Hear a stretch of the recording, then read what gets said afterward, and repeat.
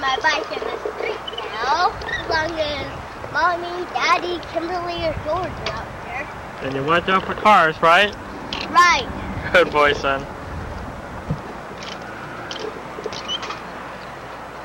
And I guess Michael will learn how to ride this bike when he grows up. Yeah, you'll teach him, won't you, Bryan? Yeah. Well, Good job, son. Wait, I want to show everybody what I can do. Okay.